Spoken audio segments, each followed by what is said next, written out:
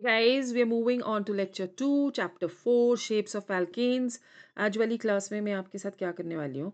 मैं आपके साथ करने वाली हूँ shapes of alkanes तो करेंगे ही, बट उसके साथ साथ I am going to tell you something about constitutional isomerism और एल्केन के हर एक एल्केन के कितने कॉन्स्टिट्यूशनल आइसोमर्स होते हैं. That is what we are going to discuss today. तो पूरे के पूरे लेक्चर को एंड तक देखो. It will really help you to do certain MCQs which are mathematical otherwise. तो इस चैप्टर के बाद you will be able to know कि कितने कॉन्स्टिट्यूशनल या स्ट्रक्चरल आइसोमर्स होते हैं एल्केन्स के. सो इन जनरल अगर हम लोग टेट्राहेड्रल ओरिएंटेशन करें तो हम लोग बोलते हैं कि एल्केन्स की जो हाइब्रिडाइजेशन होती है दैट इज sp3. ठीक है. सो जितने भी कार्बन एटम्स प्रेजेंट होंगे in the alkanes they are all sp3 hybridised. तो हम लोग शेप ऑफ एल्केन्स जैसे फॉर एग्जांपल हम लोग एक सबसे सिंपल वाला ले लिया हमने CH3CH3. This carbon atom is sp3 hybridised. This carbon atom is also sp3 hybridised. ठीक है.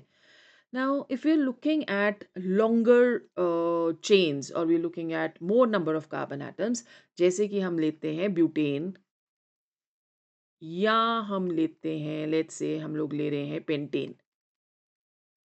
ठीक है. So these both are examples of alkanes. तो जनरली हम इसको बुलाते हैं कि ओके दे आर क्या बुलाते हैं हम इनको स्ट्रेट चेन बुलाते हैं ना कि they are straight chain. But बच्चों ऐसा होता नहीं है.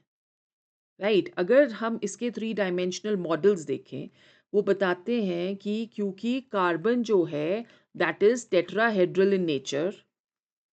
राइट. देयरफॉर जो टेट्राहेड्रल कार्बन एटम्स की चेन होती है they are zigzagged. They are not straight. Right. So these are going to be zigzagged. जो स्ट्रक्चर्स जिनको हम लोग जनरली स्ट्रेट चेन बुलाते हैं उनके लिए एक करेक्ट वर्ड जो हमको यूज करना चाहिए that is unbranched. So if there are more number of carbon atoms due to the tetrahedral nature of carbon, they do not occur as straight chain, but they occur as zigzag chain. Therefore, they should be more precisely known as unbranched. तो इसका मतलब ये हुआ कि each carbon atom within the chain that is bonded to not more than 2 carbon atoms. जैसे for example अगर हम लोग लेते हैं ब्यूटेन तो ब्यूटेन का स्ट्रक्चर हो गया CH3 CH2 CH2 CH3. Right. इस वाले कार्बन एटम को अगर हम लोग देखते हैं कार्बन एटम नंबर 1 तो ये एक कार्बन के साथ बॉन्डेड है. कार्बन नंबर 2 2 कार्बन के साथ बॉन्डेड है. सिमिलरली कार्बन नंबर 3 भी 2 कार्बन के साथ बॉन्डेड है और कार्बन नंबर 4 एक कार्बन के साथ बॉन्डेड है. Right. So basically in case of unbranched carbon atoms or unbranched alkanes, there are 2 types of carbon atoms which may be present. One is the primary carbon atom or 1 degree carbon atom, and the other one is secondary carbon atom और 2 degree carbon atom जिसके बारे में हम already पढ़ चुके हैं और आने वाले लेक्चर्स में भी हम इसके बारे में पढ़ते रहेंगे. ओके. सो जब हम अनब्रांच्ड लेते हैं तो उसके पास सिर्फ प्राइमरी कार्बन एटम होगा या सेकेंडरी कार्बन एटम होगा.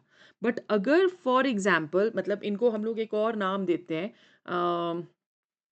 These are also known as normal alkanes n alkanes. ठीक है. सो ये वाला जो हम लोगों ने ब्यूटेन का स्ट्रक्चर लिया है this is known as n butane. तो जितने भी अनब्रांच्ड होंगे उनको हम लोग नॉर्मल एल्केन्स बुलाएंगे. Okay. Now over here, isobutane, isopentane and neopentane if we are talking of. So iso word aa gaya. It means they are going to be isomers. So we have isobutane, we have isopentane, we have neopentane. All of these, they come under the category of branched. ठीक है. तो अब इसमें 1 degree 2 degree 3 degree तीनों तरह के carbon atoms present होंगे। तो अगर जैसे हम लोग आइसोब्यूटेन ले रहे हैं तो आइसोब्यूटेन का स्ट्रक्चर क्या हो गया? CH3C, CH3H and CH3, right? सो यहाँ पे जो ये वाला कार्बन एटम है, this is a tertiary carbon atom. Got it? अगर हम लोग आइसोपेंटेन ले रहे हैं, सो आइसोपेंटेन का स्ट्रक्चर हो जाएगा 1 2 3 4 एंड 5। सो यहाँ पे जो ये वाला कार्बन एटम है, that is a tertiary carbon atom. When we are talking of neopentane, neopentane का जो स्ट्रक्चर है, दैट इज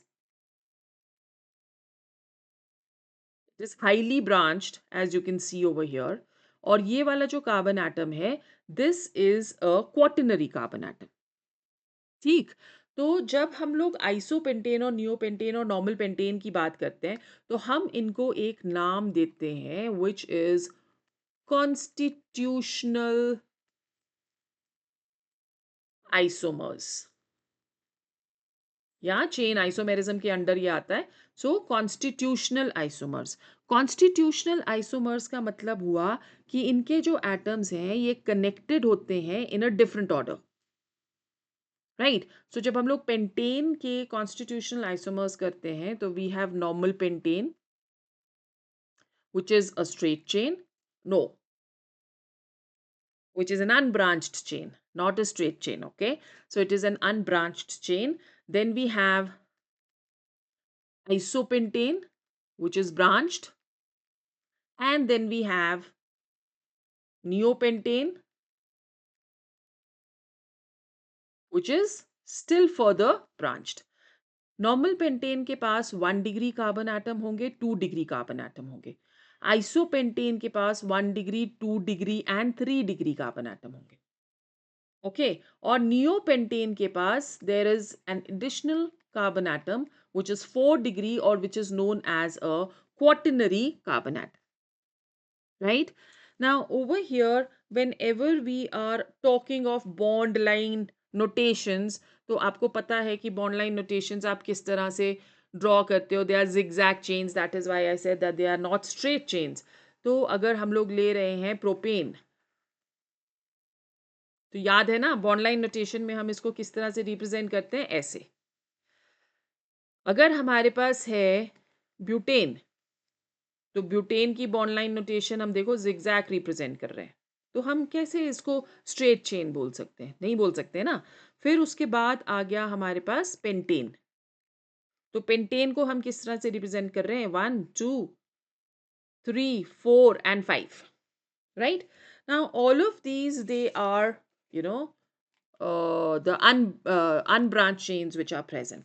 Now isobutane अगर हमको करना है, तो isobutane को हम किस तरह से रिप्रेजेंट करेंगे in terms of bond line notation? Isobutane will be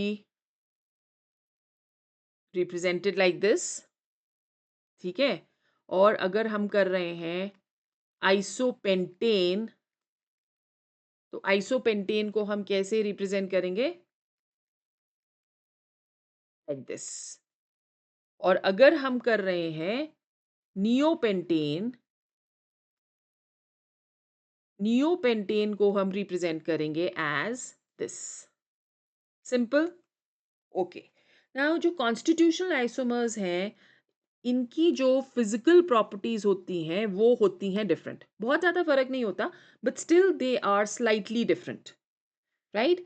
so differences जो कॉन्स्टिट्यूशनल आइसोमर्स के हैं, they may have different melting points, they may have different boiling points, they may have different densities, they may have different indexes of refraction and so on.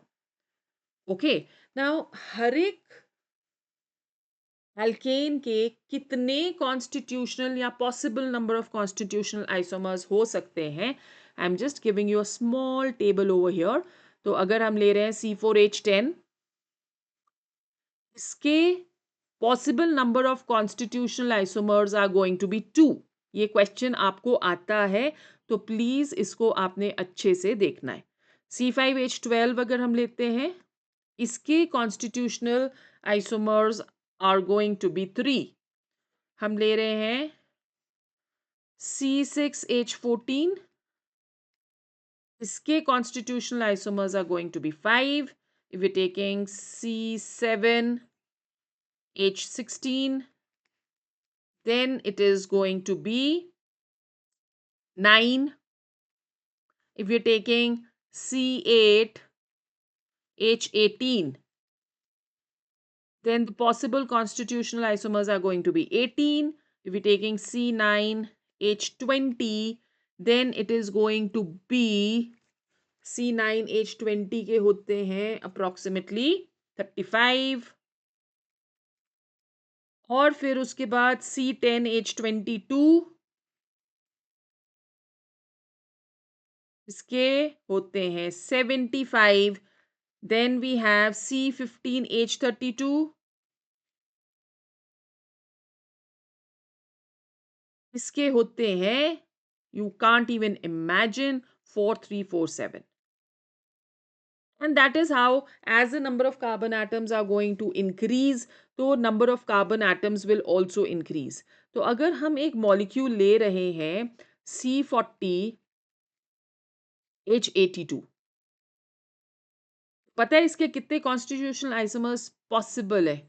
मुझे गिनती नहीं आ रही. 62, 48, 1801, 147 and 341. तो इतने ज्यादा constitutional isomers possible है. Alright, जो large number of constitutional isomers हैं उनको हम calculate करते हैं with the help of a computer. Right? तो स्टीरियो आइसोमर्स की भी मैं आपको बताऊंगी कि किस तरह से आपको पता चलता है कि एक फॉर्मूला के कितने स्टीरियो आइसोमर्स हो सकते हैं. Okay, and if we are taking a molecule of C167H336, तो इसके जो आइसोमर्स हैं, जो possible isomers हैं, they are more than the particles which are observed in the universe. All right, so these are a few of the isomers, constitutional isomers which may be present. हमारी next वाली class में हम लोग IUPAC nomenclature करेंगे of alkanes, alkyl halides and alcohols, guys. So just stay tuned.